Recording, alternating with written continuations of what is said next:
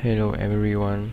Today, Biker Justice Analyst bring you a story full of humanity and compassion. Enjoy listening. An old woman found a Hell's Angel chained to a tree. Her next move left everyone stunned. Sunlight filtered through the leafy canopy, painting dancing patterns on the forest floor. Maggie Roberts savored the gentle crunch of leaves beneath her feet as she continued her steady walk along the familiar path. Her basket swung at her side, half filled with sprigs of mint and rosemary. This peacefulness, it's a blessing, she murmured to herself. Widowed for 5 years, Maggie had grown accustomed to the tranquility, finding solace in the predictability of her days. Nature's symphony wrapped around her like an old, comforting quilt, each note a reminder of the years she'd spent here with her husband. A sudden, sharp cry sliced through the stillness, freezing Maggie mid-step. Her heart stuttered, confused by the unexpected sound. She scanned the dense thicket, searching for its source. The cry came again, more of a groan this time, strung with agony. Before you continue listening, please let me know where in the world are you watching from today. Now back to the story. Driven by curiosity and concern, Maggie steeled herself and followed the noise into the underbrush. As she pushed past the brambles, a disturbing sight emerged. There, slumped against the trunk of an old sycamore, was a man. Massive and built with tattoos visible through torn sleeves, he bore the unmistakable emblem of the Hells Angels. His thick beard was matted and clotted with dirt, and a large, gnarly chain tethered him to the tree. Blood crusted on his temple, his skin a patchwork of green and purple bruises. Oh my, Maggie breathed, her heart pounding like a frantic bird in her chest. The man's head lifted slightly, revealing eyes glazed with pain and confusion. For an instant, fear prickled her spine. He was dangerous, a biker, a stranger bound to a violent life. Yet, glancing at his wounds, everything within her rebelled against walking away. "Help!" the man croaked, his voice barely above a whisper.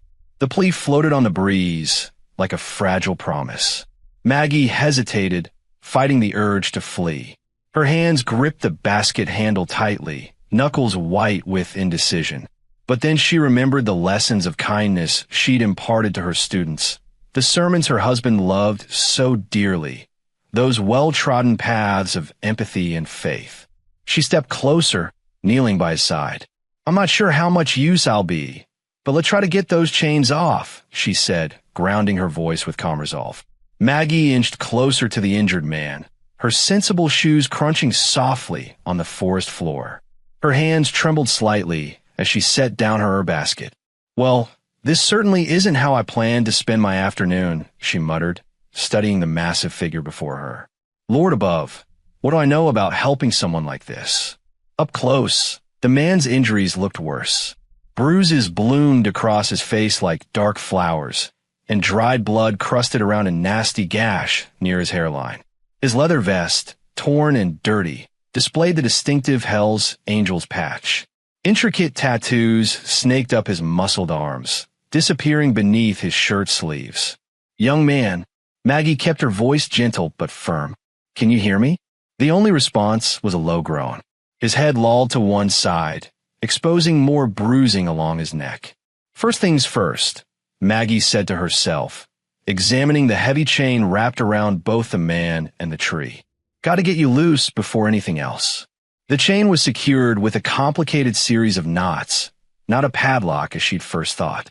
Maggie's fingers traced the rope's path, remembering the sailing knots her husband had taught her during their years together on their small boat. "Thank heavens Henry insisted I learn these," she murmured, working at the first knot. Who would have thought those sailing lessons would come in handy in the middle of these woods? Her arthritic fingers protested, but Maggie persevered, gradually loosening each knot. The work was slow, punctuated by the man's occasional groans and the distant calls of forest birds. "Almost there," she encouraged, though she wasn't sure if he could hear her.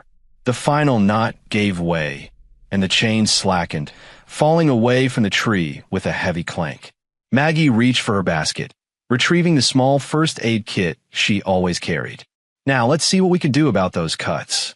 She dampened a clean handkerchief with water from her bottle and began dabbing at the wound on his forehead. The man's eyes suddenly snapped open, wild and unfocused. His hand shot out, grabbing her wrist with surprising strength. "Who sent you?" he growled, his voice rough with pain and suspicion. His grip tightened as his eyes darted around, taking in his surroundings. "You with Cole's crew?" Maggie remained still, despite her racing heart. "I don't know any Cole," she said calmly. "I'm just an old woman who found you while picking herbs. My name is Maggie Roberts." The man's eyes narrowed, scanning her face for any sign of deception. His fingers remained locked around her wrist, though the pressure lessened slightly. "You're lying," he said, but uncertainty crept into his voice. "They wouldn't send." He trailed off, wincing as pain seemed to overtake him again. "I assure you, young man, I wasn't sent by anyone," Maggie replied firmly. "Now, if you'll release my wrist, I can continue cleaning that nasty cut on your head. Unless you'd prefer to keep bleeding." Jax released Maggie's wrist and tried pushing himself up from the ground. His legs wobbled beneath him, and he grabbed the tree trunk for support. A sharp hiss of pain escaped through his clenched teeth. "Easy there," Maggie said, reaching out to steady him. "You're in no shape to be moving so fast." "I'm fine," he growled, but his pale face and shaking hands told a different story. He swayed dangerously, and Maggie stepped closer, ignoring his attempt to wave her away. "Now listen here," she said, her voice taking on the firm tone she'd used with stubborn students for 40 years. "You can barely stand, you're hurt, and night's coming. My house is just 15 minutes away. Let me help you." Jax looked down at the tiny woman beside him, confusion clear in his eyes. "Lady, you don't know what you're getting into." "I'm not." He paused, searching for words. "I'm not the kind of person you should be helping. I think I'll decide that for myself," Maggie replied, positioning herself under his arm. Despite their height difference, she stood firm, ready to support his weight. "Now, lean on me, and we'll take it slow." Jax hesitated, then reluctantly allowed himself to rest some weight on her shoulder. "You're either crazy or stupid," he muttered, but there was less bite in his words now. They made their way through the woods, following the narrow dirt path. Maggie kept up a steady stream of chatter, pointing out landmarks to distract him from the pain. "That old oak there? Been standing since before I was born. And just past those birch trees, you can sometimes spot deer in the early morning." Jax remained mostly silent, focusing on putting one foot in front of the other. Every few steps, he'd stumble, and Maggie would tighten her grip, surprisingly strong for her size. "Almost there," she announced as they rounded a bend. A small white farmhouse came into view, its wraparound porch decorated with hanging flower baskets. Just a few more steps. When they finally reached the porch steps, Jax was breathing heavily, sweat beading on his forehead. Maggie helped him up the stairs and through the front door into a cozy living room. "Sit," she commanded, gesturing to an oversized armchair. "I'll get my first aid kit, a proper one this time." Jax sank into the chair, his large frame making it seem smaller than it was. His eyes darted around the room, taking in the family photos, the well-worn furniture, the cross hanging above the fireplace. "Look," he said as Maggie returned with supplies, "I appreciate the help, but I don't want any trouble coming to your door."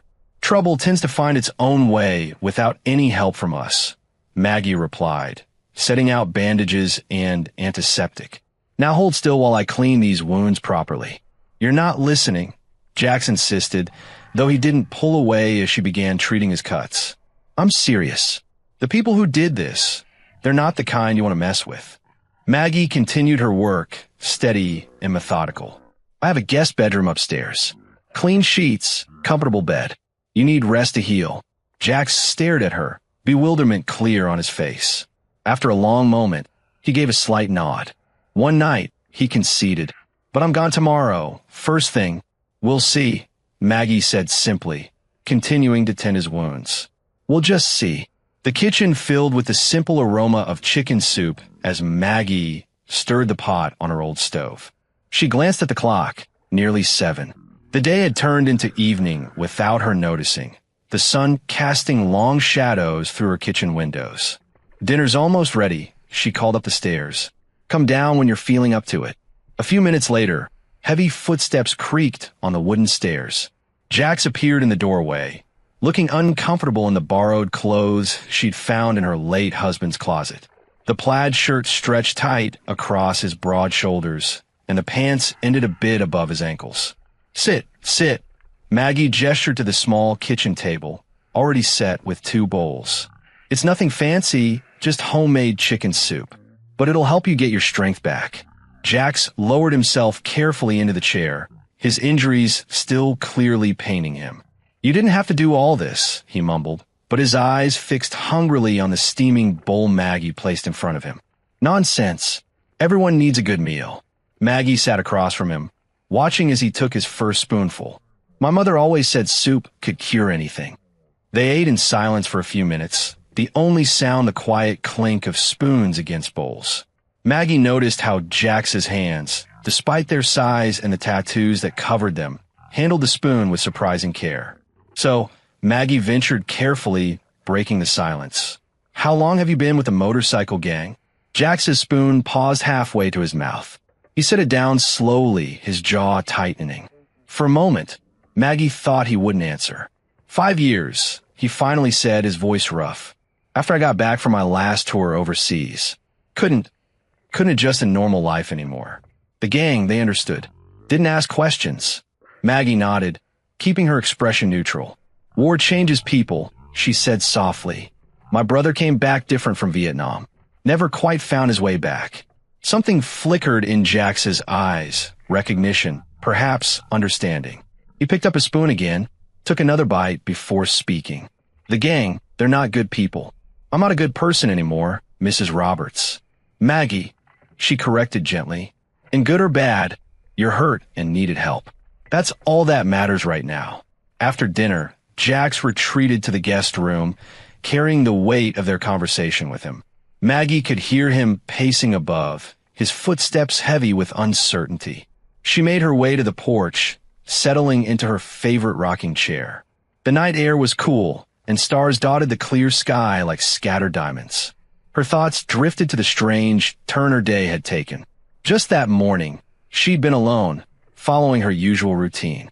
Now, she had a troubled, injured man under her roof, a man who belonged to a world so different from her own. She rocked slowly, listening to the chorus of crickets and the occasional hoot of an owl. Part of her wondered if she was being foolish, taking in someone like Jax. But there was something in his eyes, beneath the hardness and pain, that reminded her of her brother all those years ago. Someone lost, searching for a way back. The porch boards creaked above her as Jax continued his restless pacing. Maggie looked up at the stars, their eternal light offering silent witness to the unexpected paths life sometimes took. Morning sunlight streamed through Maggie's kitchen windows, catching dust motes that danced in the golden beams. The sizzle of bacon and the rich aroma of coffee filled the small space as Maggie moved between the stove and counter with practiced ease. She heard Jax before she saw him. His heavy footsteps on the stairs were unmistakable. He appeared in the doorway, looking slightly better than the night before. The swelling around his eye had gone down, though purple bruises still mapped his face.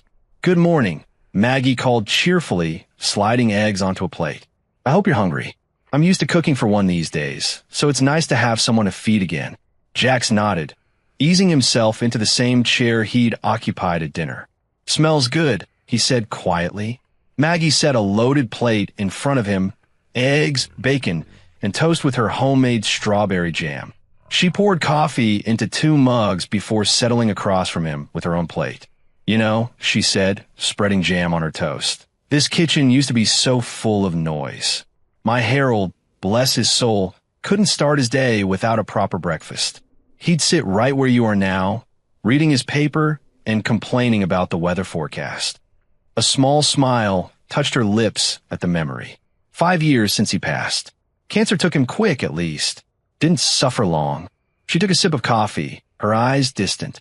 "The kids, Sarah and Michael, they used to visit more after that, thinking I needed looking after. But they have their own lives now. Sarah's got 3 little ones keeping her busy in Portland, and Michael's always traveling for work. Jax listened, cutting his eggs into careful bites. His silence wasn't uncomfortable. There was something attentive about it, like he was really hearing her. Most folks think it must be lonely, Maggie continued, warming to the conversation. But I keep busy. There's always something that needs doing. The garden takes up most of my spring and summer. You should see my tomatoes when they come in. I volunteer at the library twice a week, reading to the kindergartners. And I have my quilting circle every Thursday. She gestured to the colorful quilt hanging on the wall. Made that one last winter. Something about working with your hands, it helps quiet the mind. Jax's eyes followed her gesture, studying the intricate pattern. It's nice, he offered, his voice rough but genuine. The simple things get you through, Maggie said softly. That's what I learned after Harold. You wake up each morning, make your bed, find something beautiful to notice, even on the hard days. She watched as Jax pushed the last bite of eggs around his plate.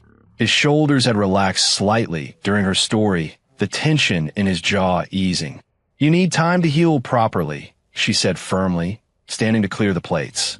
Those ribs won't mend if you're out there getting into more trouble. And I think, she paused, choosing her words carefully, maybe you need some quiet time to sort things out.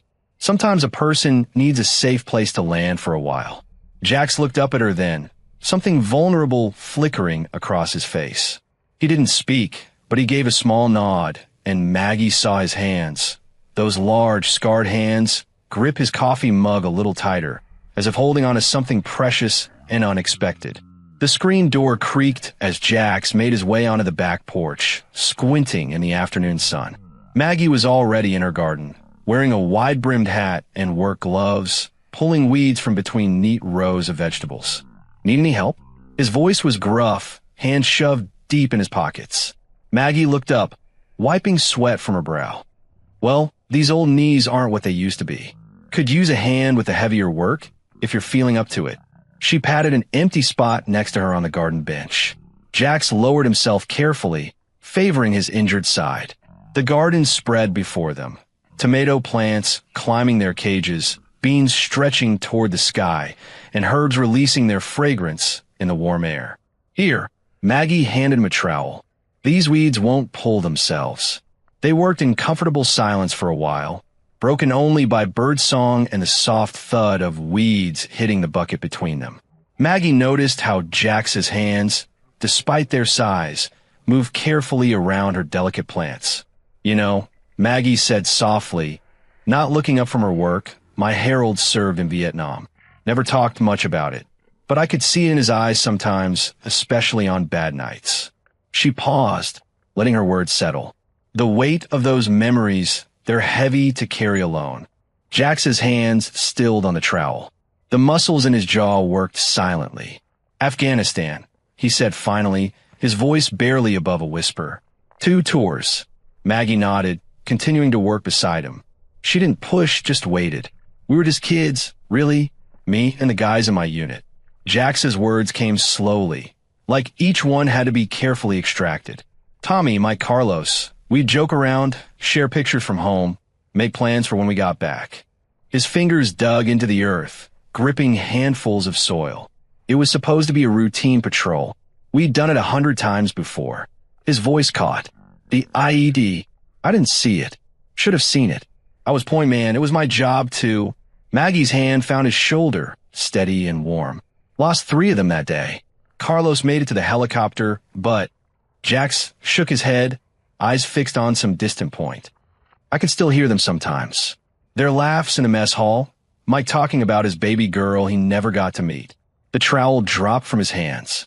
Coming home was worse. Everything felt wrong. Empty. Couldn't sleep. Couldn't forget. The gang. He drew a shaky breath. They didn't ask questions. Didn't care about my past. Just offered a different kind of brotherhood. A way to feel something besides the guilt. Maggie listened, her hand still on his shoulder, offering silent support as tears tracked down Jax's weathered face. In her garden, surrounded by growing things, this giant of a man finally let his walls crack. The violence, the drugs, It numbed everything for a while, but it never really went away, you know? The weight of it, the faces, the names. They sat together in the warm afternoon sun, the smell of earth and herbs around them, as Jax's words hung in the air. Maggie didn't offer platitudes or easy answers.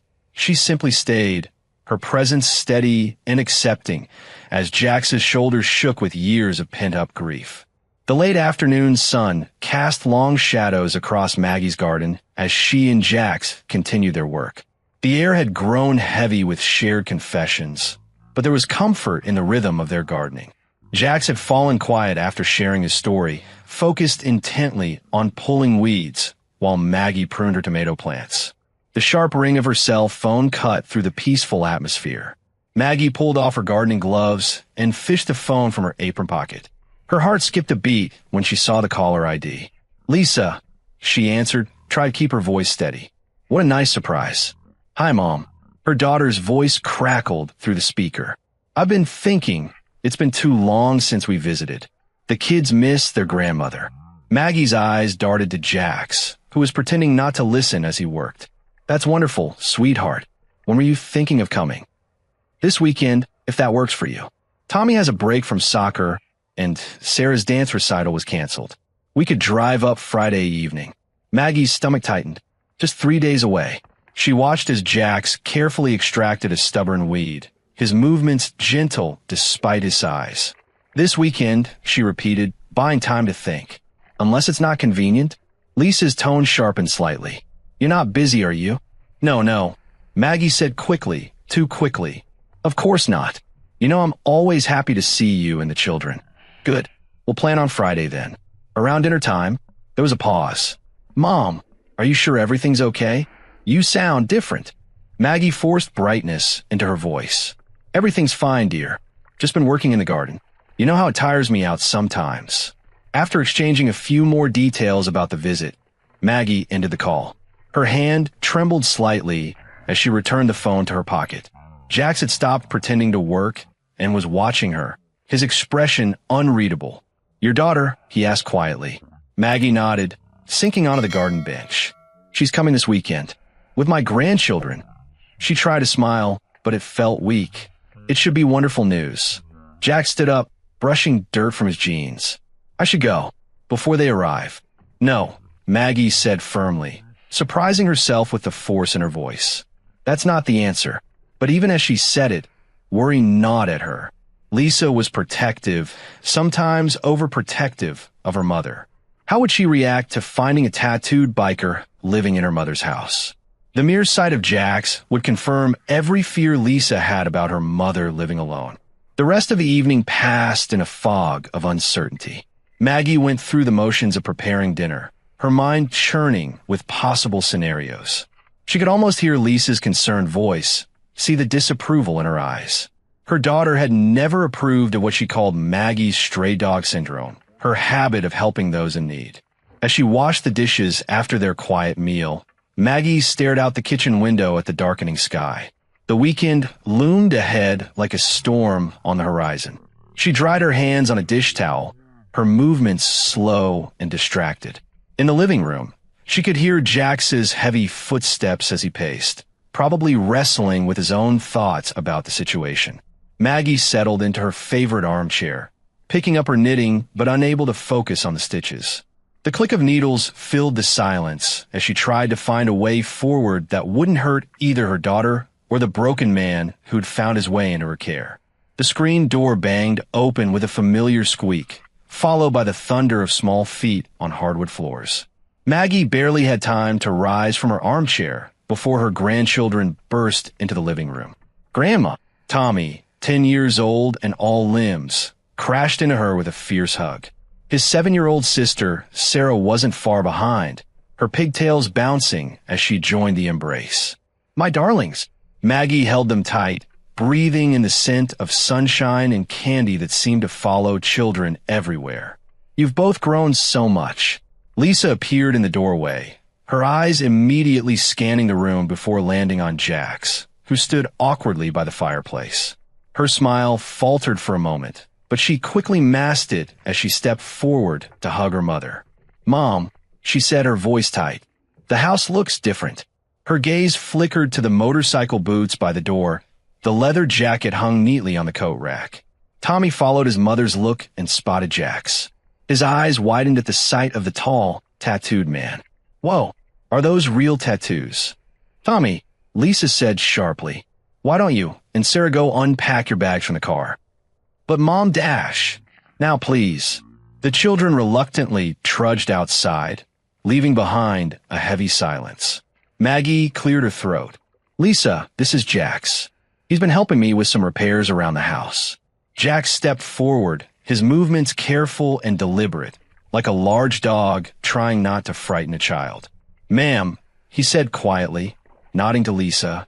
Lisa's lips pressed into a thin line as she nodded back stiffly. How nice. The word sounded anything but nice. Mom, could you help me bring in our overnight bags? Outside, Lisa waited until they were out of earshot before turning to her mother. What are you thinking? Having a strange man staying in your house? He's not strange to me anymore, Maggie said, lifting a small suitcase from the trunk. He's been here for a while now. A while? And you didn't think to mention this when I called? The children's excited voices carried from inside the house, followed by Jax's deep rumble. Despite Lisa's obvious concern, Maggie couldn't help but smile at the sound. Later, as they sat around the dinner table, the tension was thick enough to cut with a knife. The children chattered happily, oblivious to the adult dynamics, while Lisa pushed her food around her plate. Finally, she set down her fork. Mom, we need to talk about this situation. Maggie looked up from helping Sarah cut her chicken. This isn't the time, Lisa. When is the time? When something happens. When it's too late. Lisa's voice rose slightly. You're living alone with a complete stranger. A man who looks like he belongs in a prison. Not my mother's house. Lisa, Maggie's voice was sharp enough to make everyone at the table jump. That's quite enough. No, it's not enough. Lisa leaned forward. You've always done this, taken in strays, try to fix broken things. But this is different. This is dangerous. I'm perfectly capable of making my own decisions, Maggie said firmly. Jax has been nothing but respectful and helpful. Mom, look at him. Lisa gestured toward Jax, who sat silently, his shoulders hunched. He's clearly involved in something criminal. Those tattoos, that motorcycle gang jacket dash. That's enough. Maggie's palm hit the table, making the water glasses shake. I will not have you judging someone you don't know in my house. The children had stopped eating, their wide eyes darting between the adults. Sarah's lower lip trembled. Morning sunlight streamed through the kitchen windows as Lisa packed sandwiches into a small cooler. We'll be at Jefferson Park for a few hours, she said, her tone clipped. The kids need some outdoor time. The underlying message was clear. She needed space from the situation. After they left, silence settled over the house like a familiar blanket. Maggie found Jax on the back porch, staring at the garden where tomato plants stretched toward the sun. She settled into her favorite wicker chair, the one her husband John used to sit in during peaceful summer evenings. I'm sorry about last night, she said softly. Lisa, she means well. Jax shook his head. She's right to worry. A mother should protect her family. Is that what your mother did? Maggie asked gently. His shoulders tensed, then relaxed. Ma died when I was young. Cancer. Dad. He checked out after that. Drinking mostly. He picked at a loose thread on his jeans. Joined the army at 18. Thought I'd found a new family there. Maggie nodded, understanding flowing between them. Loss has a way of reshaping our world, doesn't it? When John passed, I felt untethered, like a boat that had lost its anchor. How'd you handle it? One day at a time. Maggie's fingers traced the worn arm of the chair. Some days I'd talk to him, pretend he was still here. Other days, I'd cry until I couldn't anymore. But slowly, I learned to live with the empty spaces. Jax turned to face her, his eyes softer than she'd ever seen them. The guys in my unit, they were like brothers. When we lost Thompson and Rodriguez in that ambush, his voice cracked. I couldn't handle it. The guilt, the anger, the gang, they offered a way to feel nothing. And now, he gave a hollow laugh. Now I feel everything. Every mistake, every wrong choice. He looked down at his tattooed hands. Being here in this peaceful place with you. It's like waking up from a long nightmare. But I don't deserve this kind of peace." Maggie leaned forward, her voice firm. "Everyone deserves peace, Jax. Everyone deserves a chance to heal. I've done things, Maggie. Bad things. The gang, they won't just let me walk away. Then we'll face that when it comes." She reached out and patted his knee. "You're not alone anymore." Jax was quiet for a long moment, then spoke so softly she almost missed it. "Thank you for everything, but I'm not sure I should stay much longer. Lisa's right. I'm bringing danger to your door." "Nonsense," Maggie said, though her heart clenched at the thought of him leaving. "This is your home now, for as long as you need it." They sat in comfortable silence, watching butterflies dance among the flowers. But beneath Maggie's calm exterior, worry gnawed at her thoughts. Lisa would return soon, and with her, the judgment and fear that threatened the fragile peace she and Jax had built. She glanced at the man beside her, this broken soldier who was slowly finding his way back to life, and prayed she would have the strength to protect him not just from his past, but from her own family's fears. After their conversation on the porch, Jax stood up abruptly. His shoulders were tense, his jaw clenched. "I need some air," he muttered, not meeting Maggie's eyes. "Just need to walk for a bit." Maggie's heart squeezed with worry, but she knew better than to stop him. Sometimes a soul needed space to breathe. "Of course," she said, keeping her voice steady. "Dinner's at 6, if you're back by then." She watched from the porch as his tall figure disappeared down the dirt path leading to the woods. The morning sun cast long shadows behind him, making him look even more isolated and alone. Back inside the quiet house, Maggie tried to keep her hands and mind busy. She pulled out old rags and cleaning supplies from under the kitchen sink, attacking the baseboards with more vigor than necessary. The familiar smell of lemon cleaner filled the air as she scrubbed, trying not to think about where Jax might have gone or what he might be doing. "He's a grown man," she told herself firmly, moving on to organize the cluttered drawer full of instruction manuals and warranties. "He can take care of himself." But memories of his haunted eyes and the pain in his voice when he talked about the gang kept creeping into her thoughts. She sorted through old papers, making neat piles on the kitchen table.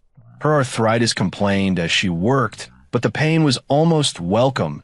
It gave her something else to focus on besides worry. By mid-afternoon, the kitchen gleamed. She'd organized 3 drawers, cleaned out the refrigerator, and even tackled the cabinet under the sink. Her back ached, and her hands were red from cleaning, but the anxious energy still thrummed through her body. The grandfather clock in the living room chimed 5 times. Maggie started preparing dinner, chopping vegetables for a stew with mechanical precision. The steady thunk of the knife against the cutting board echoed in the empty kitchen. She was just adding the vegetables to the pot when she heard the back door creak open. Jax's heavy footsteps crossed the porch, and relief flooded through her body. She kept her eyes on the stew, stirring carefully. "Took a walk," he said gruffly from the doorway. "Needed to clear my head." Maggie nodded, still not turning around. "There's fresh water in the pitcher if you're thirsty." Her voice came out steadier than she felt. He moved to the sink, and she heard him pour a glass of water. The silence between them felt heavy with unspoken words.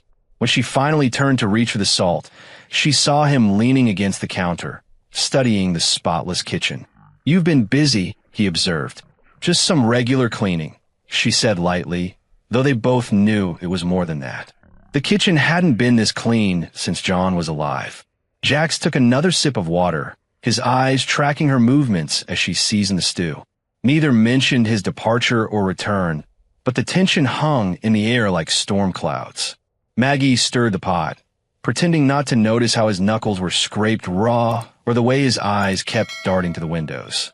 The stew bubbled gently on the stove, filling the kitchen with warmth and the smell of home.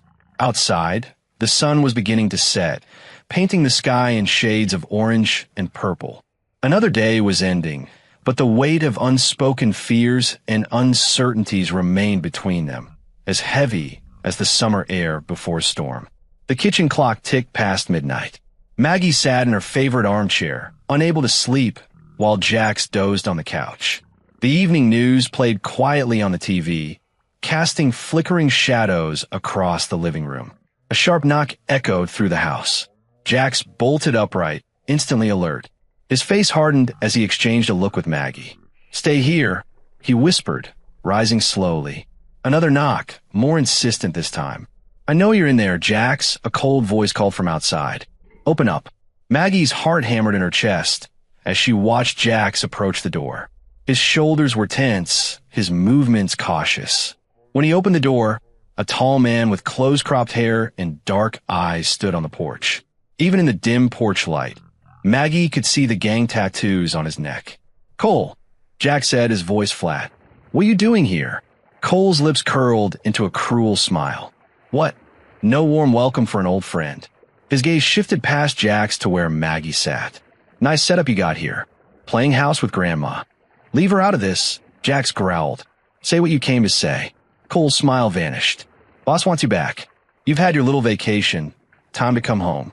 He stepped closer, lowering his voice. "You know how this works, brother. No one walks away." Maggie couldn't stay silent any longer. She rose from her chair, ignoring Jax's warning look. "This is my home," she said, her voice stronger than she felt. "And you're not welcome here." Cole's eyes narrowed. "With all due respect, ma'am, this isn't your business. Jax here has obligations. Debts to pay. I'm not going back," Jax said firmly. "That life's behind me." "Is it?" Cole's hand moved to his jacket pocket. "You really want to do this the hard way? Think about what you're risking." His eyes flickered meaningfully toward Maggie. Jax took a step forward, his massive frame blocking Cole's view of Maggie. "That a threat?" "It's a promise," Cole said softly. "You've got till tomorrow night.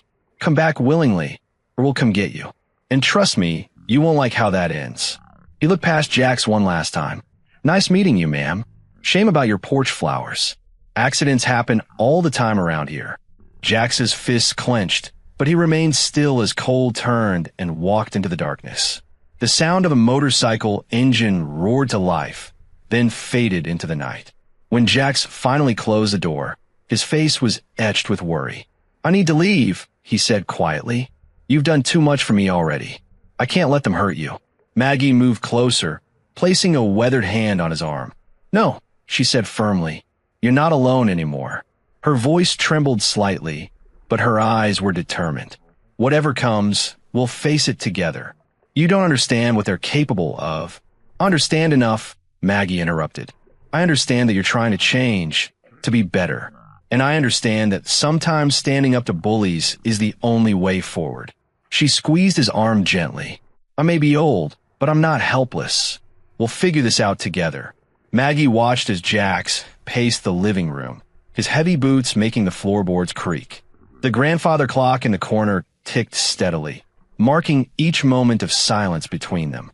Outside, crickets chirped in the darkness, a peaceful sound that felt at odds with the tension inside. "You don't have to do this," Jax said, running a hand through his beard. "This isn't your fight." Maggie settled into her armchair, folding her hands in her lap. "I made it my fight the moment I found you in those woods." Her voice was gentle but firm, like when she used to speak to troubled students. "Sometimes God puts people in our path for a reason." Jax stopped pacing and looked at her, his eyes glistening in the soft lamplight. "I've done things, Maggie. Bad things. You don't know who I really am." "I know exactly who you are," she replied, patting the seat beside her. "You're someone trying to change. That's enough for me." He sat down heavily, the old couch groaning under his weight. His shoulders slumped, and for a moment, he looked less like a fearsome biker and more like a lost soul. "I can't lose anyone else," he whispered, his voice rough with emotion. "Not after what happened to my unit. I watched them die, and I couldn't." He trailed off, wiping his eyes with the back of his hand. Maggie reached out and took his large, calloused hand in both of hers. "Listen to me, Jesse Walker. You're not alone anymore. Sometimes the bravest thing we can do is let someone help us." A tear rolled down his cheek, disappearing into his beard. He tried to turn away, but Maggie wouldn't let him. "I've lived long enough to know that running from our problems only makes them bigger," she continued. "We face this together, or we don't face it at all." Jax took a shaky breath, squeezing her hand gently. "Then we need to be ready," he he said, standing up suddenly.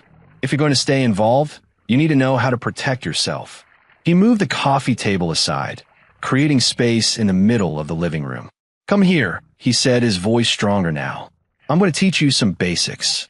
Maggie stood, smoothing her floral dress. I haven't done anything physical since my aerobics class in '92, she joked, trying to lighten the mood. This is different, Jax said, positioning himself in front of her. If someone grabs you from behind, you need to know how to break free. He demonstrated a simple move, showing her how to use an attacker's weight against them. Like this. Maggie asked, mimicking his movements slowly. That's it, he nodded, adjusting her stance slightly. Remember, you're smaller than most attackers, but that can be an advantage. Use their momentum against them. They practiced several basic self-defense moves, Jax being incredibly gentle despite his size. He showed her vulnerable points to target, how to create distance, and most importantly, how to get away quickly. You're a natural, he said, watching her repeat the movements. But hopefully, you won't need any of this. I'll make sure of that. Maggie paused, catching her breath. Thank you for trusting me with this, she said. For letting me help. Jax nodded, unable to speak past the lump in his throat. In the quiet of the living room, teacher and student had become something more. Family forged in adversity, bound by trust and determination to face whatever came next. Morning sunlight streamed through Maggie's kitchen windows as she mixed pancake batter, humming an old hymn. Jax sat at the kitchen table, his large frame making the wooden chair look almost child-sized. He was sketching out plans for fixing her broken back steps, something he'd noticed needed attention days ago. You don't have to do that, Maggie said, pouring batter onto the sizzling griddle. Those steps have been rickety for years now. It's the least I can do, Jax replied, not looking up from his drawing. Besides, it keeps my mind occupied. The screen door creaked open, and Lisa walked in, her face tight with worry. She'd been staying at a nearby hotel with her children, making daily visits that felt more like inspections. Mom, she said, casting a wary glance at Jax. Can we talk? Privately. Maggie flipped a pancake with practiced ease. Anything you need to say, you can say right here, Lisa. Lisa's jaw clenched. Fine. I'm worried about you. This situation isn't safe. That man who came last night. Cole. Jax interrupted, his voice low. Yes, him, Lisa continued. He looked dangerous.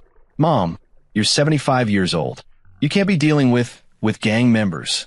Maggie placed a plate of steaming pancakes in front of Jax, then turned to face her daughter. I appreciate your concern, sweetheart, but I'm not some fragile china doll that needs protecting.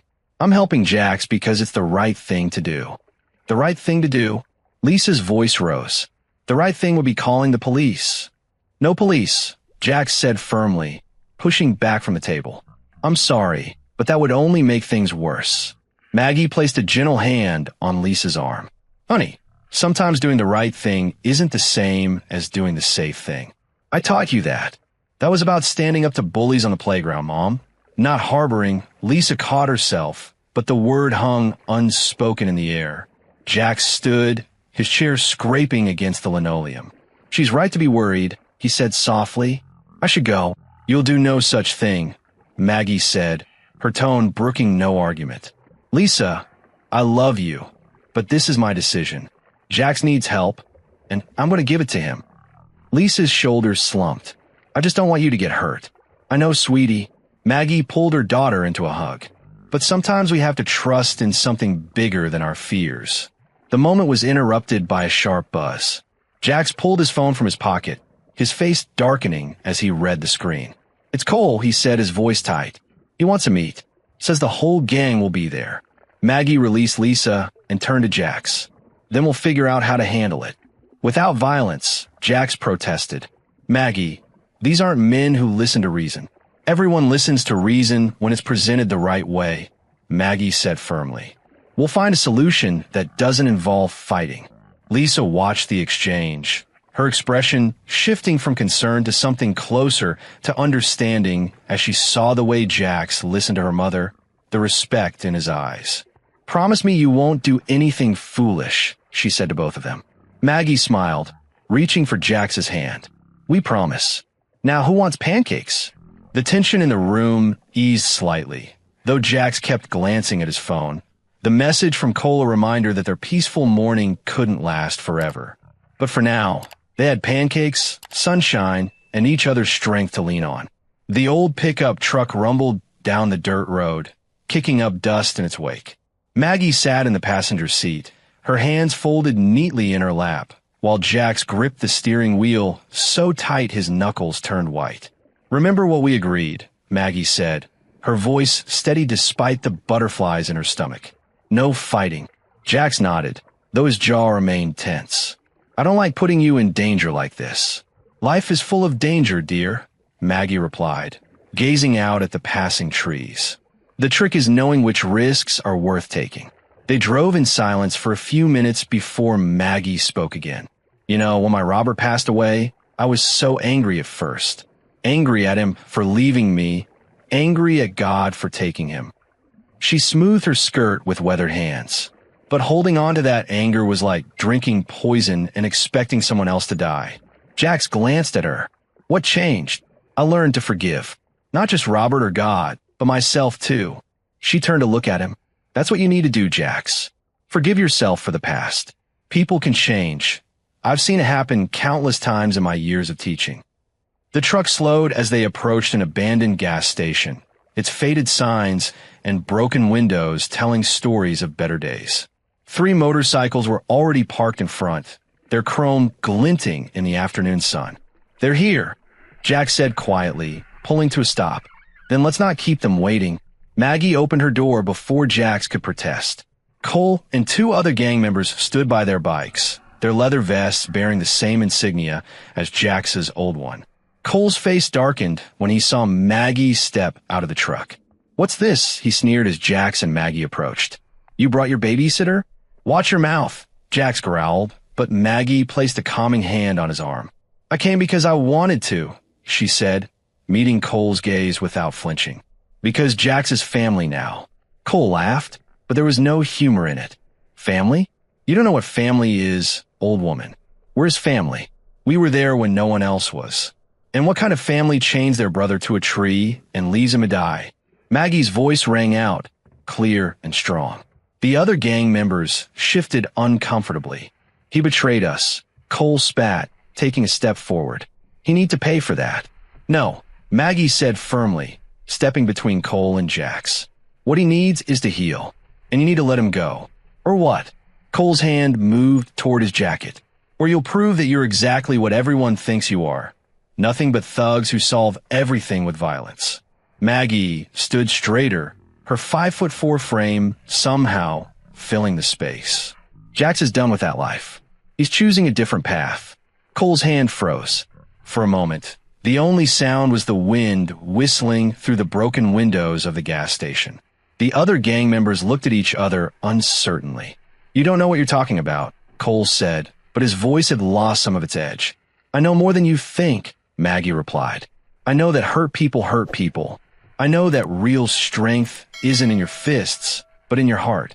And I know that Jax has that strength. He just needed someone to believe in him." The tension in the air was thick enough to cut with a knife. Cole's face twisted with conflicting emotions as he stared at the elderly woman who dared to stand up to him. Cole's shoulders slumped ever so slightly, the fight draining from his stance. He looked at Jax, then back at Maggie, his expression a mix of anger and something else, maybe respect or even a hint of envy. "Fine," Cole said through gritted teeth. "Have it your way." He jabbed a finger toward Jax. "But don't think this means you're free. The life we live, the things we've done, they follow you forever." Jax nodded solemnly, his hand finding Maggie's shoulder. "I know that better than anyone." Cole mounted his motorcycle, the engine roaring to life. "Just remember, Jesse Walker, you can play house with the old lady all you want, but you'll never wash away who you really are." The other 2 gang members followed Cole's lead, their bikes thundering in the quiet afternoon air. Within moments, there were nothing but dust clouds on the horizon. Maggie and Jax stood in silence for a long moment. Finally, Maggie patted his hand. "Let's go home, dear." The drive back was quiet, but different from before. Jax's grip on the steering wheel had loosened, though his hands trembled slightly. Maggie hummed softly, an old hymn her mother used to sing, and watched the familiar landscape roll by. When they pulled into her driveway, the late afternoon sun cast long shadows across her garden. The tomato plants swayed gently in the breeze, and her wind chimes tinkled a peaceful melody. Inside the house, Jax collapsed onto the worn sofa, running his hands through his hair. His breathing was ragged, as if he'd been holding it in for hours. Maggie busied herself in the kitchen, returning with 2 cups of chamomile tea. "Here," she said, pressing a warm mug into his hands. "This always helps me after a difficult day." Jax accepted the tea, staring into its depths. "I've never—" He paused, searching for words. "I've never had anyone stand up for me like that. Not since I was a kid, anyway." "Well, it's about time someone did," Maggie replied matter-of-factly, settling into her favorite armchair. "You could have gotten hurt," Jax said, his voice rough with emotion. "They could have dashed, but they didn't," Maggie interrupted gently. "Sometimes, all it takes is for someone to speak the truth with love." Jax took a shaky breath. "I feel different, like I can breathe properly for the first time in years." He looked up at her, his eyes bright. "It's scary as hell, but I feel alive." Maggie set down her tea and stood, opening her arms. Jax hesitated for just a moment before stepping into her embrace. She held him tight, this giant of man who somehow felt like a child in her arms. She could feel his shoulders shaking slightly, but she didn't comment on it. Some moments were better left in silence. Through the window, the last rays of sunlight painted the room in warm golden hues. The wind chimes continued their gentle song, and somewhere in the distance, a whippoorwill called out to the approaching evening. In that moment, surrounded by the peaceful sounds of home, Maggie held her unlikely friend and felt the truth of what she'd told Cole. Jax was family now, and family took care of their own. The morning sun filtered through Maggie's kitchen window, casting warm patches of light across the worn wooden table. Jax sat nursing his 3rd cup of coffee, his large frame hunched over the steaming mug. Maggie bustled around the kitchen, putting together a hearty breakfast of eggs, bacon, and toast. "You know," she said, sliding a plate in front of him, "now that things have settled down a bit, we should talk about what comes next." Jax poked at his eggs with his fork. "Never been much good at planning ahead," he admitted. "In the gang, it was always about making it through the day. Before that, in the military, we lived mission to mission." Maggie settled into her chair across from him, spreading jam on her toast. "Well, that's no way to live a life. Everyone needs something to look forward to, something to work toward." "Wouldn't even know where to start," Jax mumbled, though he began eating with more enthusiasm. "Been running so long, I forgot what it's like to stand still." "Start small," Maggie suggested.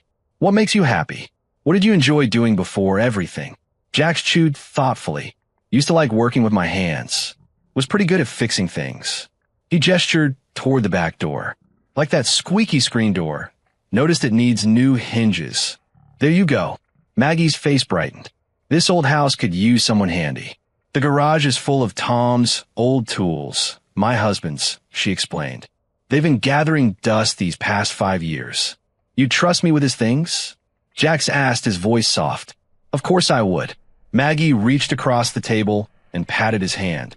"Tom would have liked you, you know. He always believed in giving people second chances." Jax swallowed hard. "But what about your daughter? Lisa's not exactly thrilled about me being here." "Lisa will come around," Maggie said firmly.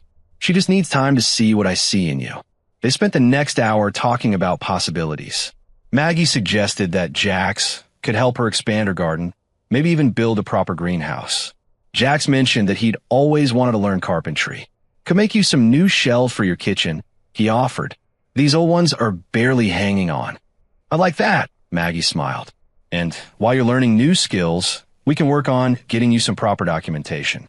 My neighbor's son is a lawyer. He might be able to help." Jax set down his empty coffee mug. "You really want me to stay? Even after everything?" "Especially after everything," Maggie replied. "This house has been too quiet since Tom passed. And frankly, I could use the help." She gestured to the window. "The gutters need cleaning, The fence needs mending, and don't get me started on the state of the roof. A small smile tugged at the corner of Jax's mouth. Sounds like you're putting me to work. Hard work is good for the soul, Maggie said sagely, and it helps to have a purpose. A purpose, Jax repeated, as if testing the word. Yeah, I think I like that. He straightened in his chair, some of the uncertainty leaving his face. I'll stay if you'll have me. Help fix up the place, maybe learn some new skills. Then it's settled. Maggie stood and began clearing the dishes. We'll take it one day at a time. Today we'll start with that screen door. Jax nodded, his expression more relaxed than she'd ever seen it. One day at a time, he agreed, standing to help with the dishes. Think I can handle that. The afternoon sun cast long shadows across Maggie's front yard as Lisa's car pulled into the driveway. This time, she came alone, having left the children with their father. Maggie watched from the porch as her daughter stepped out of the car, noticing how Lisa's shoulders weren't as tense as they'd been during her last visit. Jax stood in the doorway behind Maggie, wiping his hands on a dish towel. He'd spent the morning fixing the kitchen sink, and the smell of pine cleaner still clung to his clothes. Mom, Lisa called out, managing a small smile. Her eyes flickered to Jax, and while there was still caution there, the open hostility had faded. The place looks different, the garden especially. That's Jax's doing, Maggie said, walking down to meet her daughter. He's got quite the green thumb, as it turns out. Lisa nodded, taking in a neat rows of vegetables and the freshly painted fence. I can see that. Inside, Maggie had prepared a pot roast, Tom's old recipe that filled the house with the warm scent of herbs and meat.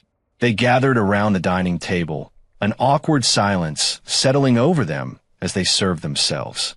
The roof looks new, Lisa commented, breaking the quiet. Did you hire someone? That was me, Jax said, his voice low and steady. Your mom mentioned it needed work. Learned roofing in my 20s before. He trailed off, but Lisa seemed to understand. Mom tells me you've been helping around the house a lot, Lisa said, carefully cutting her meat. She says you're good with repairs. Your father left a lot of tools, Jax explained. Your mom's been kind enough to let me use them. Keeps my hands busy, my mind focused. Maggie watched the exchange with hopeful eyes, noting how Lisa's posture gradually relaxed as dinner progressed. When the conversation lulled, Lisa set down her fork and looked directly at Jax. What made you join the gang? She asked bluntly, though her tone wasn't unkind. Mom mentioned you were in the military before. Maggie tensed, but Jax met Lisa's gaze steadily. Lost my whole unit in Afghanistan, he said quietly. Came home with nothing but guilt and nightmares. The gang, they offered a kind of belonging. Didn't care if I was broken. Didn't ask questions. But it wasn't really belonging, was it? Lisa pressed. No, Jax admitted, his hands clasped tightly in front of him. Just another way to punish myself, I guess. Your mom was the first person in years who saw past all that. Made me want to try being someone better.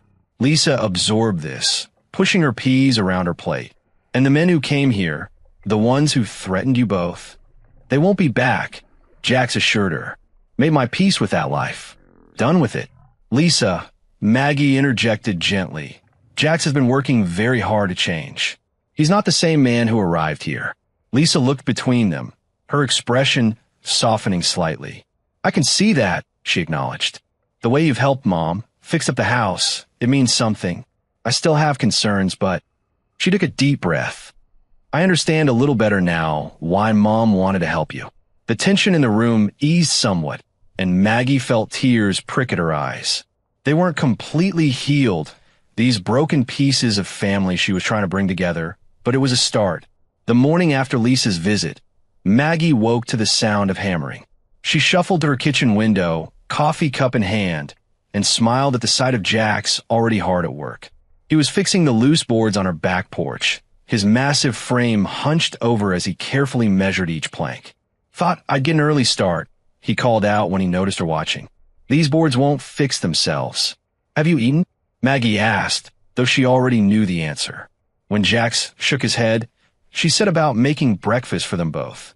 Over the next few days, they fell into an easy rhythm. Jax worked his way through Tom's old toolbox, tackling one repair after another. The squeaky garage door, the drafty windows, the leaking garden hose, all fixed under his careful attention. Maggie noticed how his hands, once instruments of violence, now moved with gentle precision. Mrs. Peterson next door mentioned her fence needs mending, Maggie said one afternoon as they worked in the garden. Her arthritis makes it hard for her to keep up with things since her husband passed. Jax looked up from where he was planting tomatoes, wiping sweat from his brow. I could take a look, he offered, his voice hesitant but willing. The next morning, they walked over to Mrs. Peterson's house together. The elderly neighbor eyed Jax warily at first, but his quiet demeanor and Maggie's presence seemed to put her at ease. As Jax examined the broken fence posts, Mrs. Peterson brought out lemonade and cookies, chattering about her grandchildren. Word spread quickly in their small community. Soon, other neighbors began asking for help with small repairs. Mr. Johnson needed assistance with his car. The Wilsons' roof was leaking. The local church had a broken bell tower that needed attention. Jax took on each task with dedication, working steadily and carefully. Maggie noticed how people's attitudes toward him shifted. The fearful glances became friendly nods. The whispers turned to words of gratitude. Even the local sheriff, who had initially kept a close eye on Jax, now waved when he drove past. One particularly warm afternoon, Maggie watched from her porch as Jax taught young Tommy Wilson how to build a birdhouse. The boy's mother, Sarah, stood nearby, smiling as her son eagerly handed tools to Jax. It was a far cry from the man Maggie had found chained to a tree just weeks ago. See, Tommy, Jax was saying, his voice gentle, you've got to sand it smooth first. Birds like a nice, clean home, just like we do. That evening, as sunset painted the sky in soft oranges and pinks, Maggie stood at her kitchen window. Jax was in the garden, watering the vegetables they'd planted together. His movements were unhurried, peaceful. The tattoos that had once seemed so threatening now just looked like part of him, no more remarkable than the gray in his beard or the calluses on his hands. She watched as he paused to examine a ripening tomato, handling it with the same care he'd shown while fixing Mrs. Peterson's fence or teaching Tommy about woodworking. The simple sight filled her heart with a quiet joy, a sense of rightness she hadn't felt since Tom passed away. This was enough, she thought. The peaceful routine of their days, the gradual healing they both found in simple work and quiet companionship. It wasn't the life either of them had expected, but it was good. It was real. The old grandfather clock in the hallway struck 4 when Jax bolted upright in bed, his shirt soaked with sweat. In his dreams, he'd been back with the gang, watching helplessly as violence unfolded around him. The memories felt so real. The roar of motorcycles, the sharp crack of fists meeting flesh, the metallic taste of blood in his mouth. He sat on the edge of the bed, trying to steady his breathing. Moonlight filtered through the curtains, casting long shadows across the floor. The quiet of Maggie's house felt almost oppressive after the chaos of his dreams. Unable to face going back to sleep, Jax pulled on his boots and jacket. He needed air, space to think. The floorboards creaked softly under his weight as he made his way downstairs, careful not to wake Maggie. Outside, the pre-dawn air was crisp and cool. Dew dampened his boots as he walked across the lawn, heading toward the path that led to the river. Behind him, a light flickered on in Maggie's bedroom window. Maggie woke to the sound of the front door closing.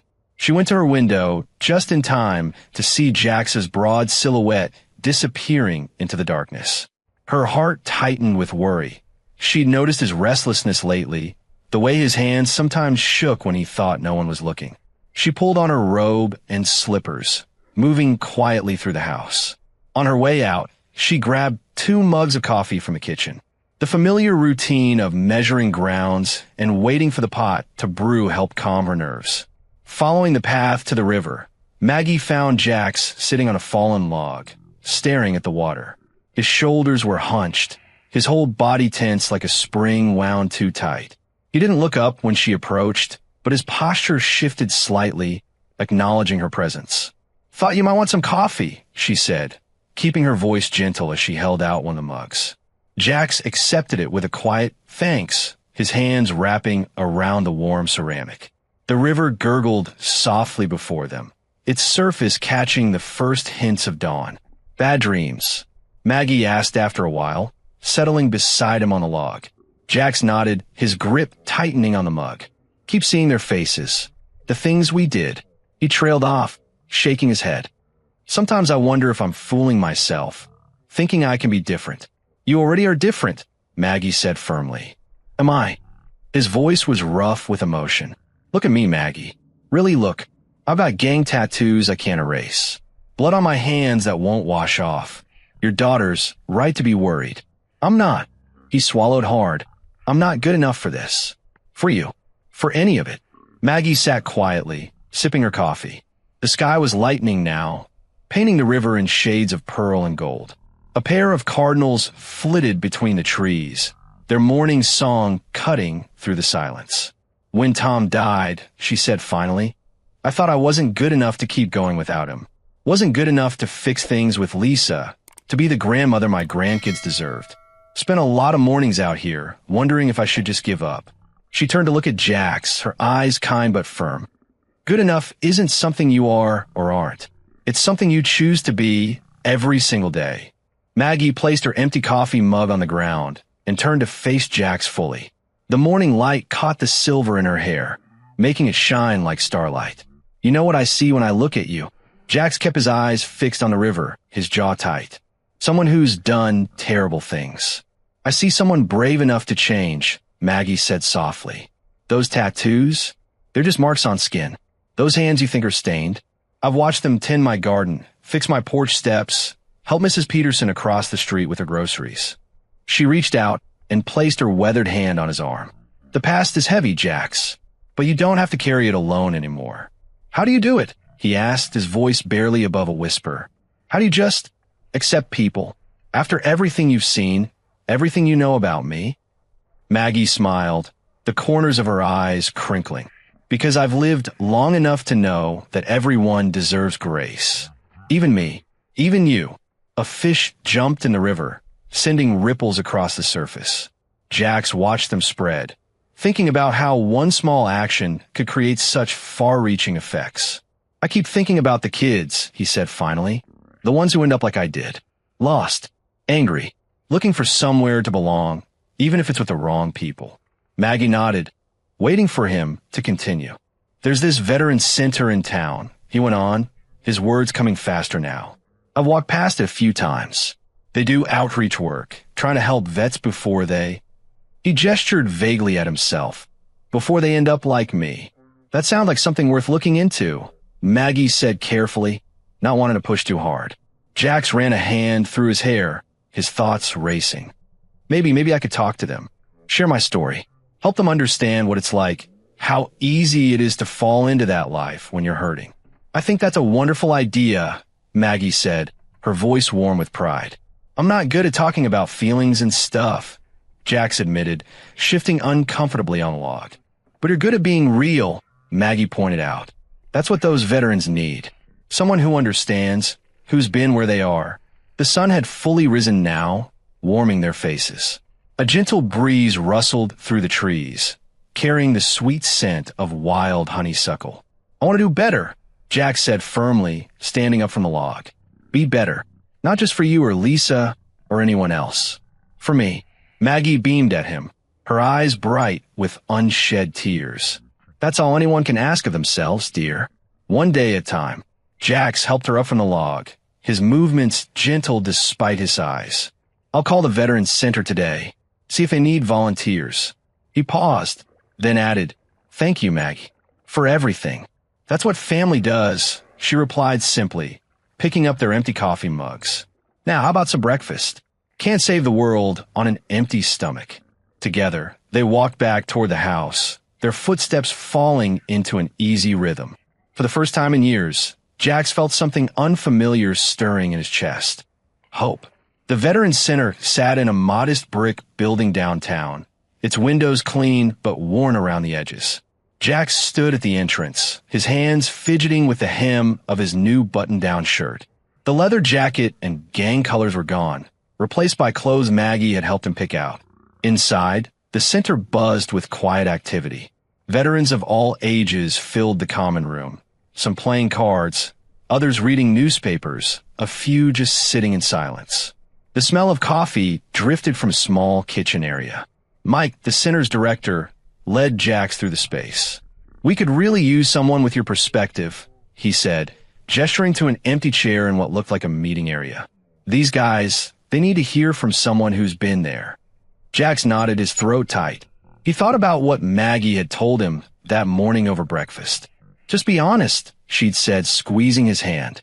"That's all anyone can ask." The first meeting was harder than he'd expected. His voice shook as he shared his story. The war, the loss, the spiral into gang life. But as he spoke, he noticed the other veterans leaning forward, nodding. They understood. After the meeting, a young man approached him, hands stuffed in his pockets. "Hey, what you said about the nightmares, about trying to make them stop." He cleared his throat. That really hit home. Jax felt something warm spread in his chest. This was why Maggie had pushed him to come here. This was what healing looked like. Back at Maggie's house that evening, she was waiting on the porch with 2 steaming mugs of tea. "How did it go?" she asked, though her knowing smile suggested she already had an idea. "Good," Jax said, settling into the chair beside her. "Really good. They asked me to come back next week." "Of course they did," Maggie said proudly. "You have something valuable to offer, Jax. You always have." The next few weeks fell into a new routine. Mornings in Maggie's garden, afternoons at the center. Jax started leading a support group for veterans struggling with addiction. The nightmares didn't stop completely, but they came less frequently now. One sunny afternoon, Lisa's car pulled into the driveway. Jax was on the porch, fixing a loose board, while Maggie worked in her flower beds. "Mom," Lisa called, stepping out of the car. She paused, taking in the scene before her. Her mother looked happier than she had in years, humming as she planted new bulbs. And Jax, the dangerous biker she'd been so worried about, was carefully measuring wood for the porch repair. "Lisa," Maggie straightened up, brushing dirt from her knees. "What a lovely surprise." Lisa walked up the path slowly, her eyes moving between her mother and Jax. "I heard from Sarah at the grocery store that you've been volunteering at the Veterans Center," she said to Jax. He nodded, setting down his tools. 3 times a week now." She said. Lisa hesitated, then continued. "She said you've been helping a lot of people there."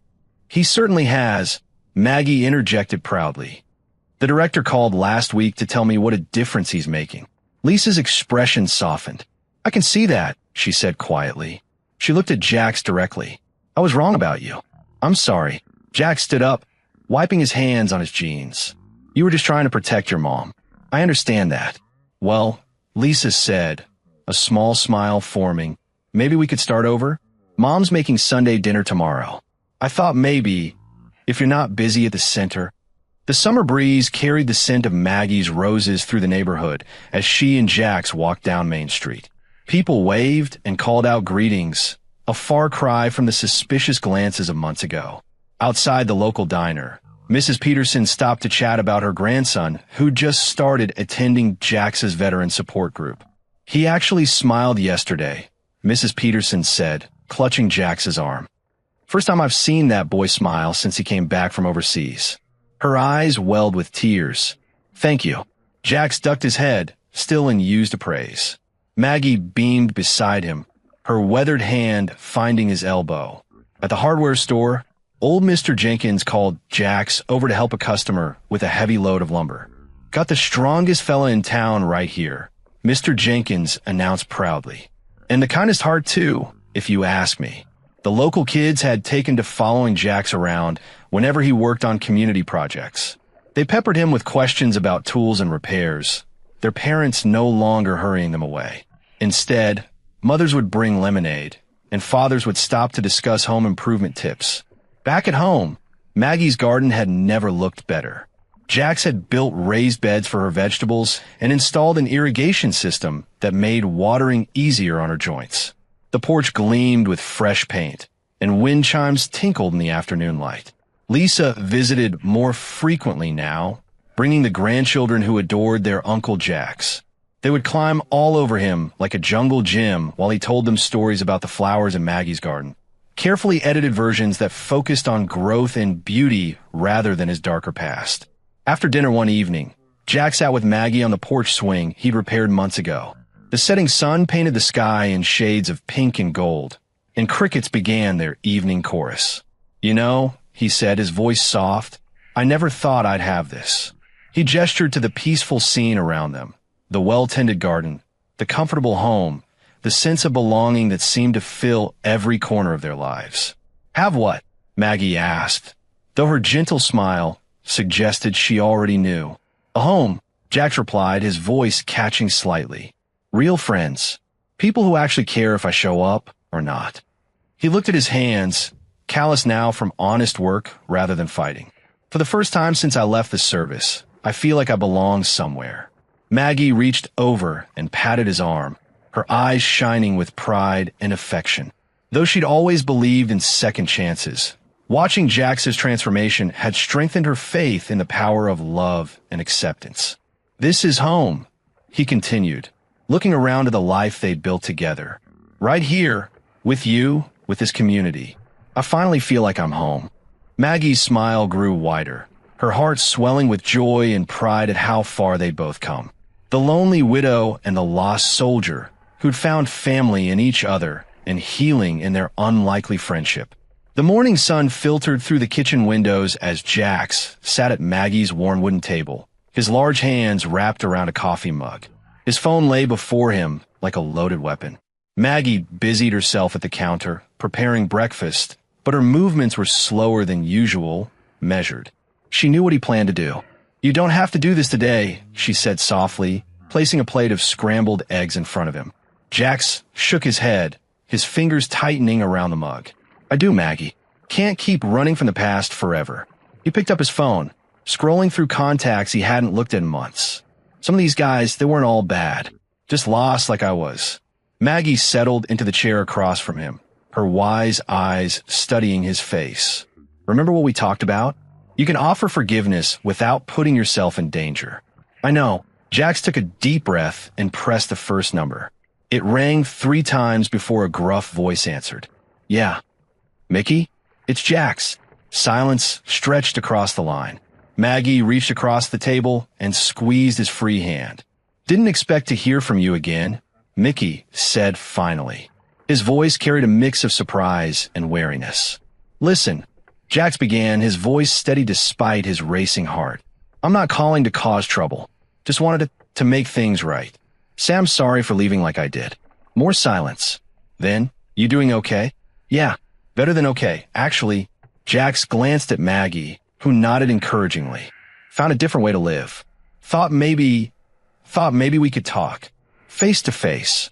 The conversation ended with plans to meet at a neutral location, a diner just outside town.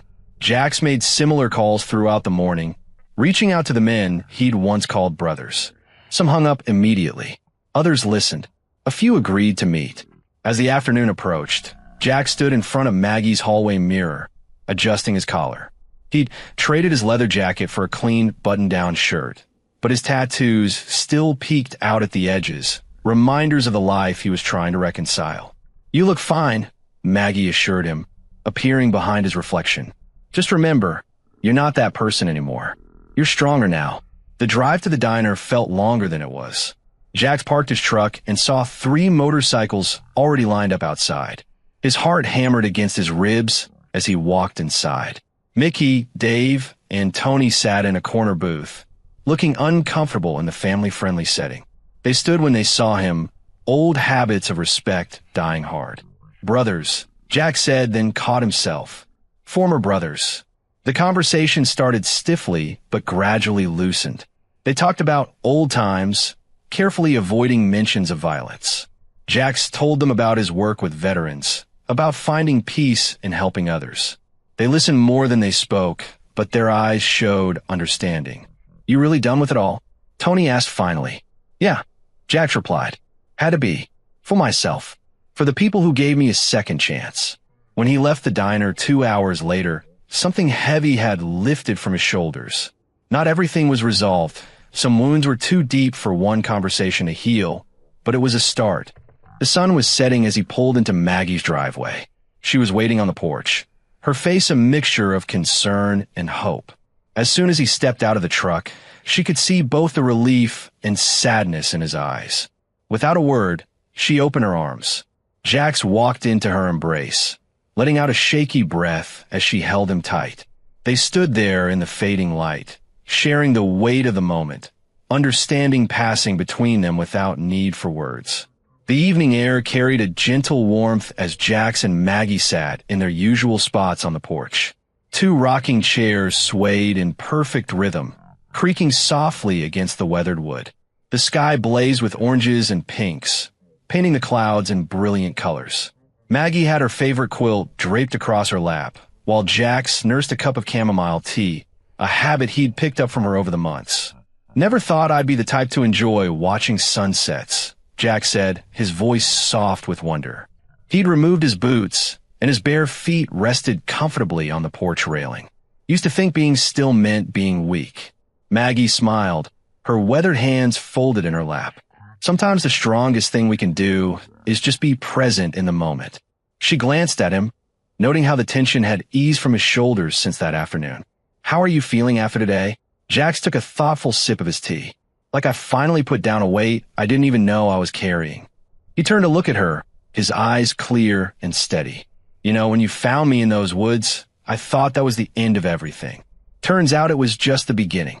"The Lord works in mysterious ways," Maggie said, chuckling softly.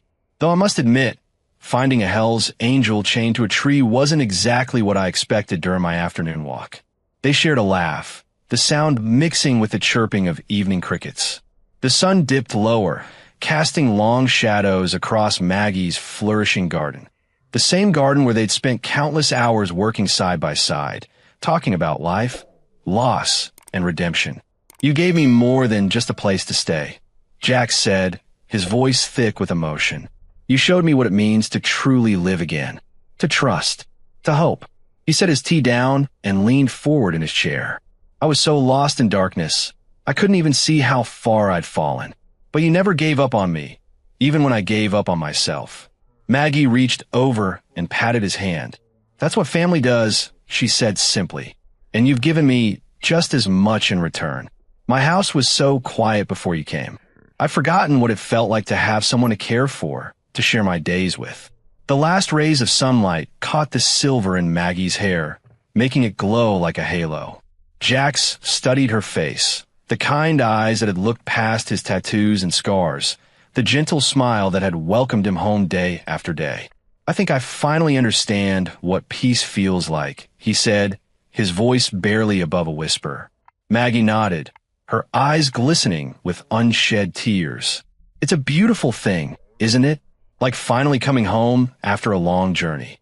As the sun disappeared below the horizon, leaving behind a canvas of deepening purple, Maggie stood up slowly. She held out her hand to Jax, just as she had that first day in the woods. "Shall we head inside? I believe we have some cookies in the kitchen with our names on them." Jax took her hand, his massive palm engulfing her smaller one.